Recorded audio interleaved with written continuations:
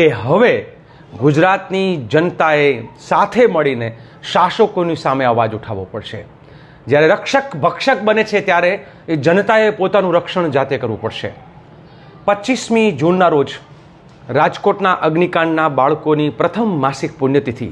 આ પ્રથમ માસિક પુણ્યતિથિએ રાજકોટના ખૂબ લોકોએ એમ કહ્યું કે આ વખતે રાજકોટ સ્વયંભૂ બંધ કરીને શ્રદ્ધાંજલિ પાઠવીએ અને ન્યાયની લડાઈમાં અમારો સહયોગ આપીએ।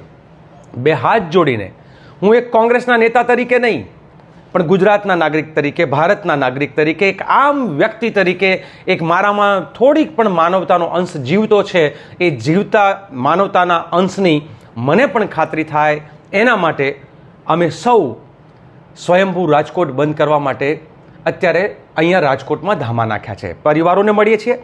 1.25 લાખ પરિવારો રાજકોટના વ્યક્તિગત મુલાકાત લઈને કોંગ્રેસના કાર્યકર્તાઓ, સ્વયંસેવી સંસ્થાના કાર્યકર્તાઓ, સેવાદળ, કિસાન કોંગ્રેસ, યુથ, NSUI, મહિલા કોંગ્રેસથી લઈને OBC department, SC department, minority department, બધા જ લોકો, એટલે હું એક એક ડિપાર્ટમેન્ટના નામ ગણું તો એવા બધા જ લોકો આજે રાજકોટ આવી રહ્યા છે। મેં આપને પણ આહવાન કરીશ, ગુજરાતભરના નાગરિકો, કે તમારો માયલો જાગતો હોય, તમારો પોતાનો અંતર્માત્મા એમ કહેતો હોય કે મારે આ ન્યાયની લડાઈમાં પીડિત પરિવારોને સાથ આપવું છે, તો આપ આવો રાજકોટ।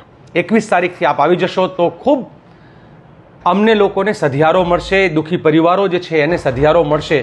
આપણે સૌ મળીને રાજકોટના 1.25 લાખ પરિવારોને વ્યક્તિગત સંપર્ક કરીને સહમત કરીએ કે આપણે આ દુઃખમાં ભાગીદાર થઈ હકની લડાઈમાં ભ્રષ્ટ અધિકારીઓને અહીંથી કોઈ પણ રીતે સજા થાય, ભ્રષ્ટ પદાધિકારીઓ, એ ચાહે કોર્પોરેટર હોય, મેયર હોય કે મંત્રી હોય, આપણે સંત્રી કે મંત્રી કોઈ પણ હોય, આ બધા જ લોકો જે આમાં ઇન્વોલ્વ છે એ લોકોને, એટલે દોષીઓને સજા, પીડિતોને ન્યાય, અને ગુજરાતમાં પુનઃ એક ન્યાયનું સામ્રાજ્ય, સંવિધાનનું સામ્રાજ્ય, માત્ર ને માત્ર જે અત્યારે તાનાશાહ ટાઈપનું જે સામ્રાજ્ય ચાલે છે એની સામે અવાજ ઉઠાવવો જરૂરી છે। માટે રાજકોટ સ્વયંભૂ બંધ માટે આ પીડિતોની ન્યાયની માંગણીમાં આપ જોડાઓ એવી આશા અપેક્ષા સાથે હું એ કહીશ કે અમે લોકો અહીંયા 3 નંબરો આ વિડીયોની સાથે મૂકી રહ્યા છીએ।